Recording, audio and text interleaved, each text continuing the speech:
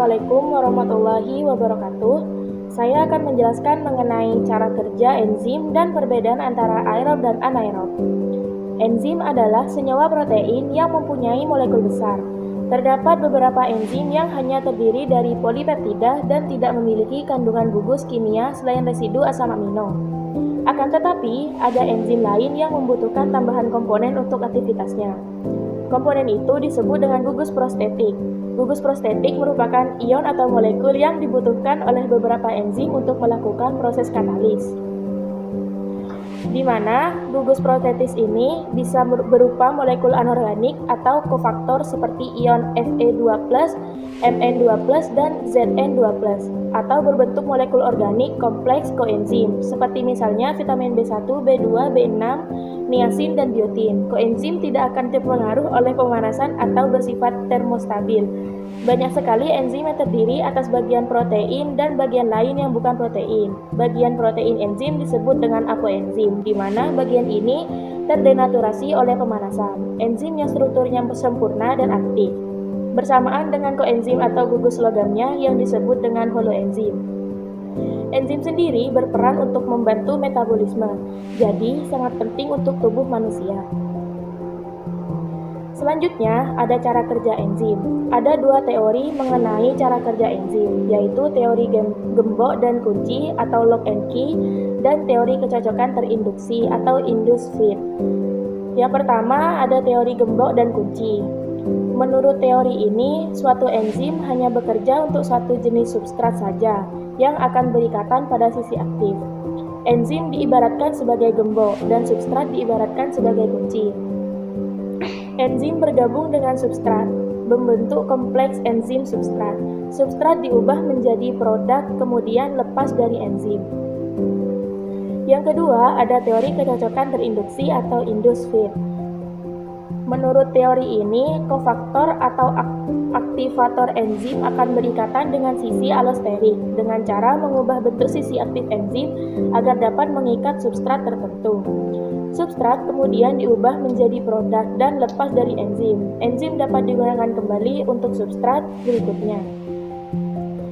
Selanjutnya, penjelasan mengenai aerob dan anaerob. Oksigen sangat dibutuhkan pada proses reaksi katabolisme di respirasi aerob. Reaksi katabolisme perlu suasana aerobik yang kaya dengan keberadaan oksigen agar menghasilkan energi dalam jumlah besar. Energi tersebut berwujud kimiawi yang diberi nama kode ATP. Manfaat energi ATP bagi sel tubuh makhluk hidup yaitu menunjang pertumbuhan, gerak, transportasi, reproduksi, dan aktivitas lain.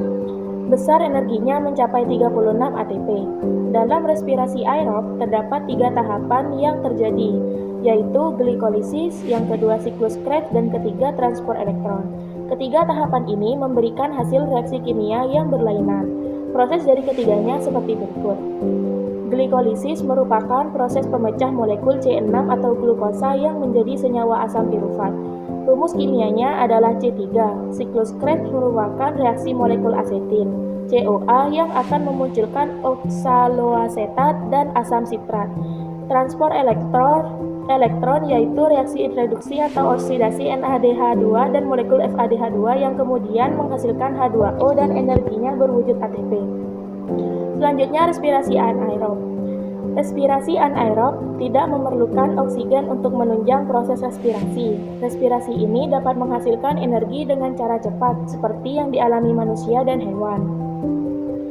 Respirasi anaerob sering terjadi pada mikroorganisme, seperti jamur dan bakteri. Mereka melakukan respirasi ini lantaran lingkungannya tidak memungkinkan dan belum punya sistem metabolisme kompleks. Ada perbedaan jumlah energi yang dihasilkan respirasi anaerob dan aerob. Respirasi anaerob hanya menghasilkan energi lebih kecil, yakni 2 ATP. Dari sisi reaksi kimianya, respirasi anaerob memecah glukosa secara tidak sempurna, yang kemudian membentuk komponen H2O dan CO2. Selain itu, hidrogen akan bergabung dengan komponen lain, seperti asam pirufat dan asetaldehida. membentuk asam laktat dan etanol. Respirasi anaerob ini dapat didapati pada reaksi fermentasi dan penetapan pernafasan intramolekul. Selanjutnya ada perbedaan respirasi aerob dan anaerob. Jika diringkas, perbedaan antara respirasi aerob dan anaerob seperti berikut. Respirasi aerob memerlukan oksigen dalam proses respirasi. Proses respirasi terjadi dalam matriks mitokondria. Tujuannya memecah senyawa organik ke anorganik, lalu menghasilkan energi dalam jumlah besar mencapai 36 ATP. Selanjutnya, respirasi anaerob tidak membutuhkan oksigen dalam prosesnya. Aktivitas respirasi terjadi dalam sitoplasma. Tujuan respirasi ini untuk mengurangi senyawa organik, menghasilkan energi dalam jumlah sedikit, yaitu 2 ATP. Sekian penjelasan dari saya, kurang lebihnya saya mohon maaf. Assalamualaikum warahmatullahi wabarakatuh.